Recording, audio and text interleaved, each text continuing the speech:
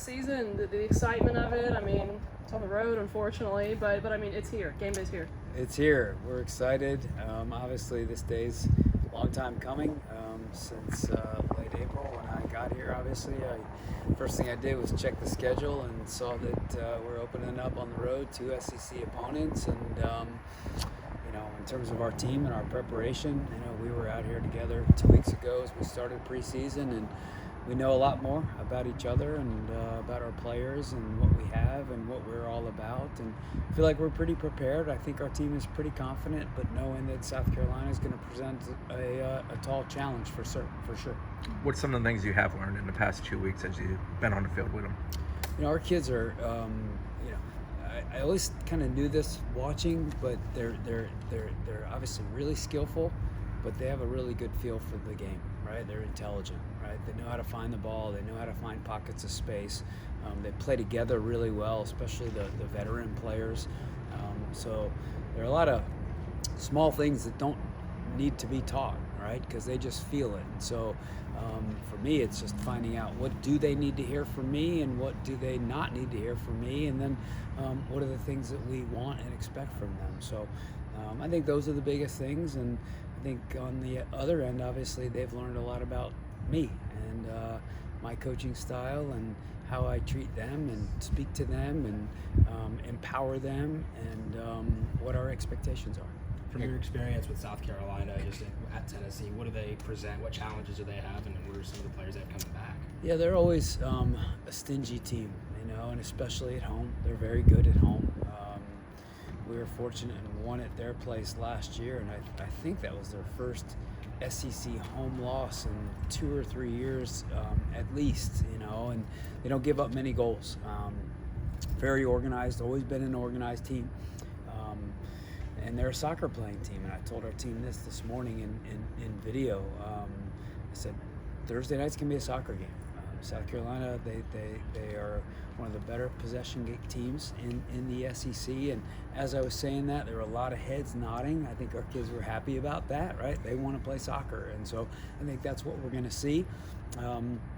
They have Jalissa Harris back, who is probably one of the top defenders in the league. She'll be a fifth-year senior this fall.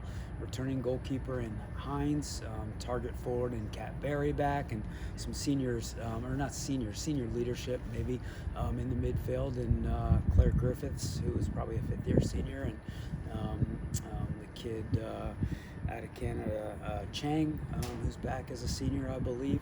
So they'll be a veteran team, organized, tough to break down, and good with the ball, and tall challenge. And then probably in front of, 2,000 or 3,000 people. It'll probably be a pretty ruckus crowd. Obviously, we are the #1 team in the country, and they're a top 15 team. It's a home Thursday night. I would imagine it's going to be a tough environment. What's been like the biggest transition for you from Tennessee to here as a program as a whole, and as your individual coaching style as well? That's a monster question. It's a good question, but it's a monster question. I think the first thing, and this is when you take over any team with only 16 days to prepare, right? They are who they are. We are who we are, and and like I've said before, it's their team, right? And so I'm just trying to get to know them as players and people. Trying to play off of their strengths, right? They're the players, right? Players win games. Players make plays. And so it's our job as coaches to take the players we have and put them in the best position possible to win games. Yet at the same time, I still have to be me. And so if me likes to do certain things and play certain ways, I got to find the ways to implement that. And I've made it very clear to our kids, we're not going to change just to change, right?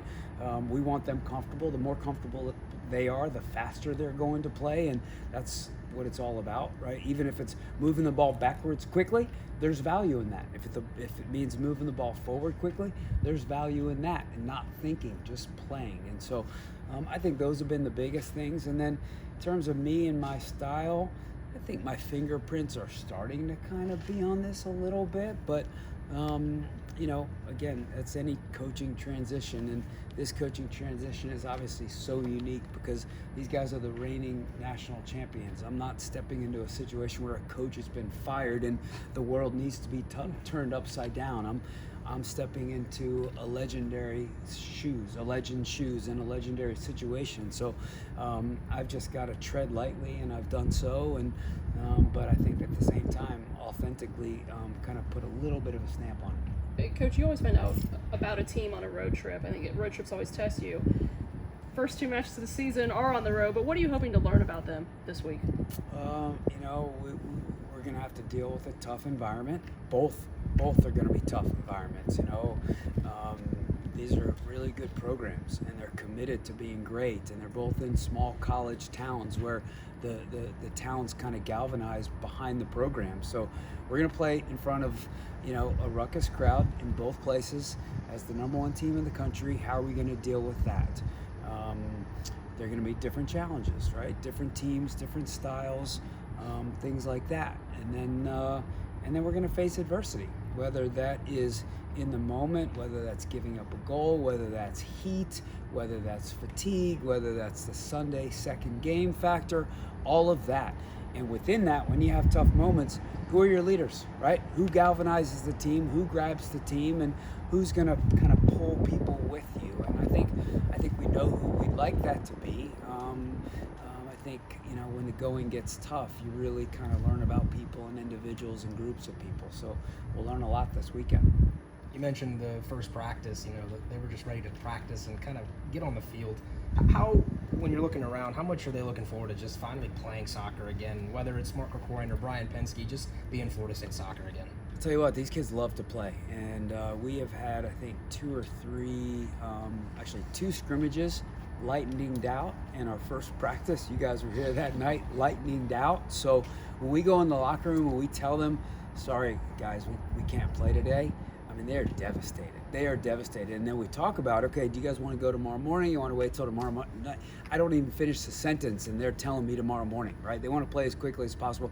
They love to play. They're junkies. All of them are absolute junkies, right? Who love to play. They understand the game. They want to watch the game, all of it. So they'll be chomping at the bit. And I'm confident they've been really good for 2 weeks here, whether it's training or in some of these exhibition games. But I'm pretty confident I'm going to see another level out of them Thursday night. Coach, we talked about the back line earlier, but it looks like you're going to have at least 1 or 2 true freshmen back there. How nervous does that make you? What do you think about that? Yeah, I think you're right. We'll have 1 or 2 true freshmen, but next to a couple of veterans, which gives me a little bit of comfort. One of the freshmen who may start was here in the spring, and I think she doesn't play like a freshman, right? Heather Gilchrist is, you talk to her and you feel like you're talking to a 25-year-old woman.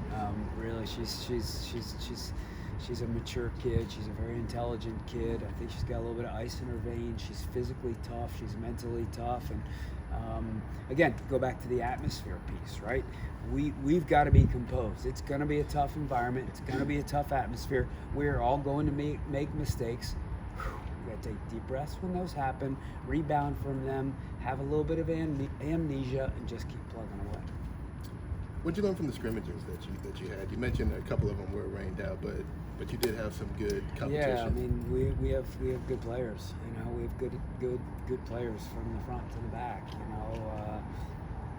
Some of the passing that went on, and quick one-touch passing, and the vision that we have, and whether it's little tiki-taka, kind of short combinations or balls in behind. Jenna Neiswanger is a really good player. I'm looking forward to her having a breakout year. Clara Robbins getting on the dribble and her ability to pass. And Leilani's really tough. And Heather Payne can run with the ball really well out of the back. I mean, we've got a lot of talent. Beata, her movement up top as a central striker, she's really intelligent. And I asked her, I said, tell me about those movements. Is that something that you were coached growing up, or is that just from watching the game and your own instinct and your own feel? And she gave herself a little pat on the back and said, it's me, and I totally trust that. That kid's got a great brain. So I learned that we've got a lot of talent. We're a good team, and as long as we've got our foot on the pedal, I think we can be a pretty good team.